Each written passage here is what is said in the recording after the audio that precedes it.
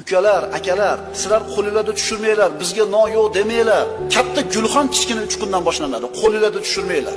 Ha, kimdir bir ishga yaramasligi mumkin. Ha, masalan, mana hunarga kirishni eplolmadi, ammo boshqa ishlarda uni bir imkoniyati, iqtidori bor bo'lishi mumkin. Inson qo'lini tushirmasligi kerak. To'g'ri-da, qaranglar-da. Maktabda nari-beri tugatgan bolalar bor. O'qituvchilarni yo'l bilan maktabda bitirib, attestat olib chiqib ketgan. O'shalarning ko'pchiligini qarasangiz, bozorda, hunar, tijoratda ishi zo'r bo'lgan. Agar kerak bo'lsa, shu boyaga ancha-muncha a'lochi o'qiganlar uni qo'lida ishlaydigan bo'lib qoldi. Maktabda o'qishga yaramasanglar bo'ldi, odam emaslar, spisat qilmanglar. Siz bilmaysiz, bolangizning qanaqa iqtidori bor, qanaqa qobiliyati bor. Farzand tarbiyasi degan darsimizda bu narsani aytib o'tganmiz. Yigitlar, ustachilikda ish bo'lmadimi? Dehqonchilikka urib ko'ringiz. Bo'lmadimi, yana bir ishga urib ko'ring. Qo'lingizni tushirmang. Chunki sizdan harakat Allohdan barakot. Muvaffaqiyatga erishdi, shu maktabda kishi bo'lgan bola. Hunarda, tijoratida nima uchun qo'lini yerga tushirib Ukalar, akalar, sizlar qo'lingizda tushirmanglar, bizga no yo'q demanglar. Katta gulxon kichkina uchqundan boshlanadi.